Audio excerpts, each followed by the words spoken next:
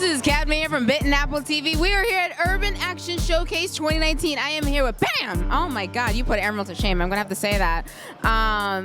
One, you were phenomenal. I was at the audition, watching your seminar. You're truly inspiring, and it meant everything in the world to me. I know I was sitting there real quietly, but I was just trying to be respectful, and I was like, be the good girl that everyone knows you are. But as soon as you get him in front of that camera, you can ask him all the questions you want. My God, so you've had quite a few bit of the tribulations, and you said your motivation was sort of looking at your life and wanting to do more.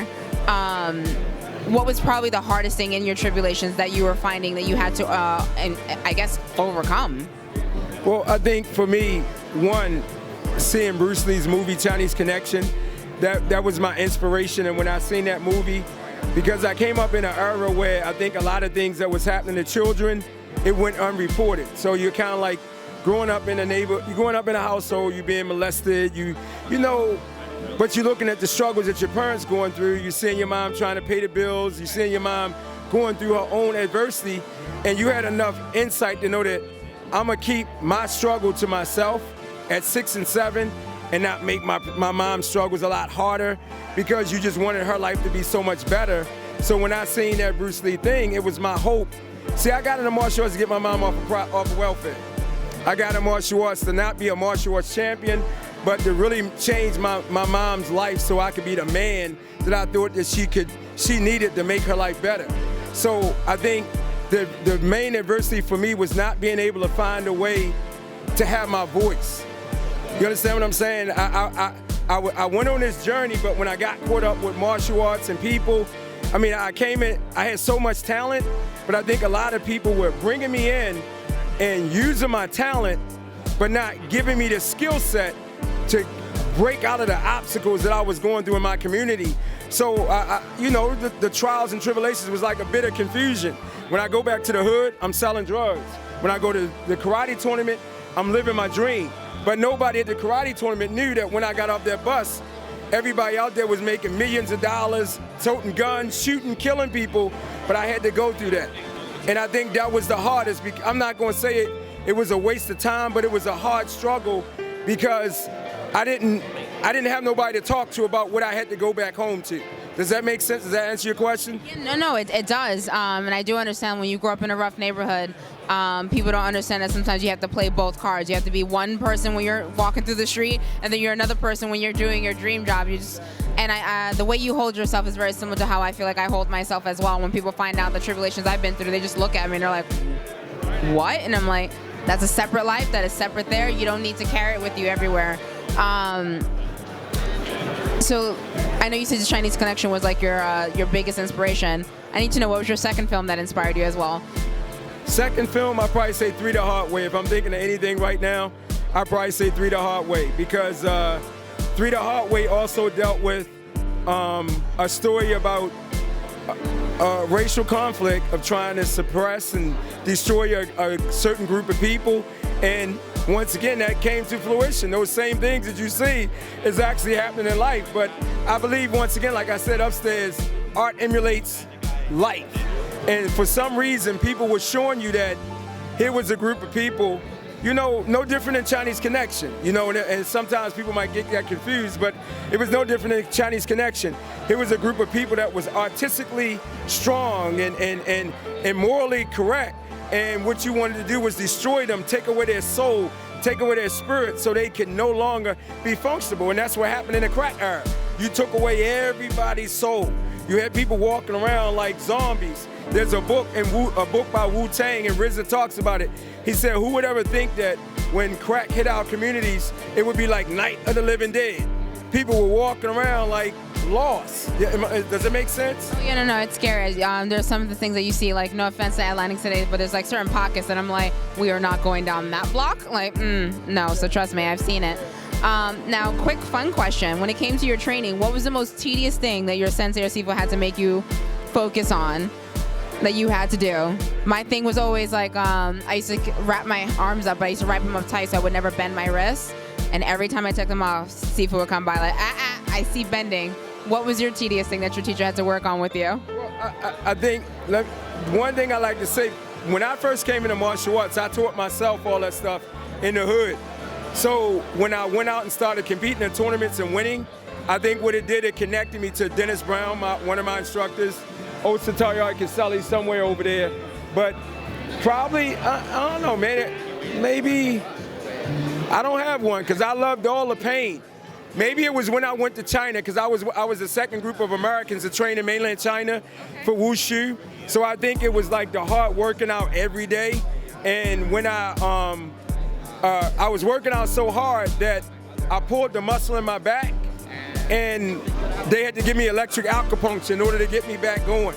And I would not stop working out because, once again, as I tell you, it's funny, when I went to China, I never thought it would happen, but my instructor, Master Brown, he gave me a little task. He said, if you can get X amount of students, I'm gonna give you an all-expense trip to go to mainland China. I went to China for 30 days, and my goal was to go there and figure out how to refine my skill so I can come back and win the world championships. Went to China, came back, won the world championships. So much love to Charlie Lee because he was the world champion on the NASCAR circuit at that time, and the rest was just history. But I just think there's no bad elements in martial arts. And even when I talk about my past was my greatest thing that ever happened to me because that's what made me the man I am today. So when I said I was confused because I couldn't express myself, my number one model of teaching children today, or any student, you cannot get lost in your own personal expression. Your personal expression is the key to martial arts development. And sometimes we get lost because we trying so hard to refine the tradition, but the tradition wasn't designed, as Denny Santos say, the pattern wasn't designed to hold you as a slave. It was designed to free you, to find the world. And that's how I teach. I greatly appreciate that. It was one of the things that I noticed you were talking about in the seminar about teaching the children. And I know that when I'm over at the dojo, as soon as I see kids coming in, the first thing I'm like, you guys need to come here. It keeps you out of the trouble, it keeps you disciplined, it keeps you understanding just the world around you as well as within yourself. I'm actually recommending it to a friend. He's going through like a hard time right now, and he's like, I don't know what to do. And I was like, you need to come take martial arts. And he's like, I don't want to do backflips. I was like, it's not about backflips. I'm like, being a martial artist, it's a lifestyle, it's a comprehension, it's everything to it. I'll say one thing to add. Think about it. I talk about the struggles, and when I was a young kid coming up, I used to steal Black Belt magazine. I used to steal all the magazines because I needed to dream. So my dream was in the magazines and the books and the movies, and I would steal them. But for any kid or any adult that might be watching it, how can you dream and steal Black Belt magazine, but then you get on the cover of Black Belt magazine? That shows you that things do. And look at what it says. Point MMA, it can bring kids into martial arts and keep them safe. That's what it's all about. And it's a scary world out there, so that's one of the first things that we have to make sure that the kids stay safe, especially human trafficking. I mean, there's just so much crap that's out there. Now, I also wanted to talk about the project that you're currently filming with your son. You say where he gets to play a villain. What can you tell my viewers here about that? Because it sounded like so much fun when you were talking about it. I was like, oh my God, I have to know everything about it. All right, well, the movie is based upon this book. The name of the movie is called The Secrets of the Complete Martial Artist. So basically, my whole family does martial arts, and what we wanted to do was, I wanted to get them all to work in one movie together. My daughter, my sons, my wife, and my oldest son is the villain, but my two little sons are the lead characters. Zarion, he's 6. That's him right there. He the villain. See, he acts like a villain anyway. Hey, villain. He the villain.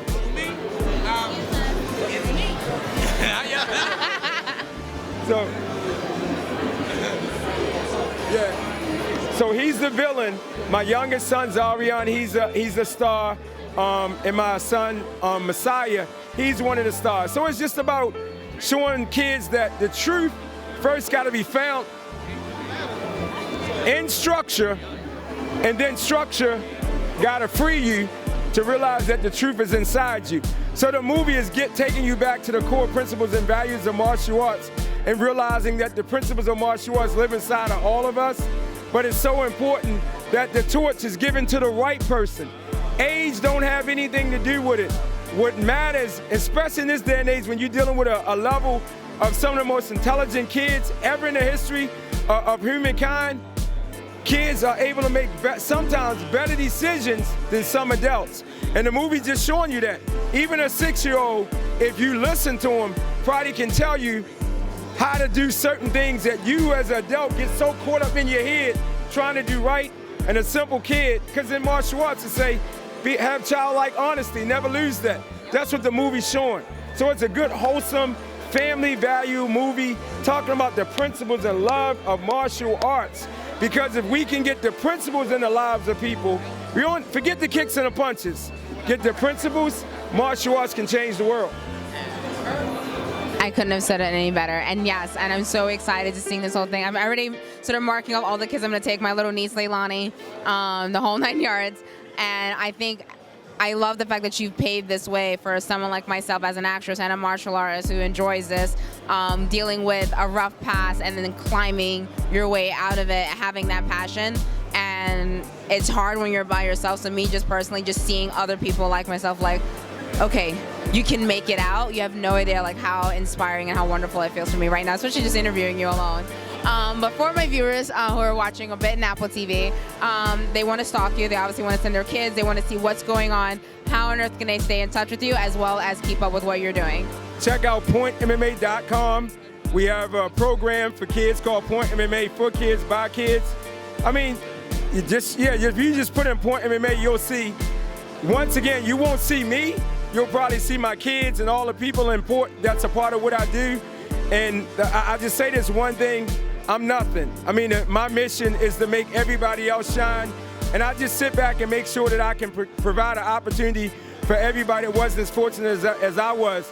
But that doesn't mean just in the hood, because we're not talking about hood problems, we're talking about human problems. It's no longer a separation of hood, suburbs.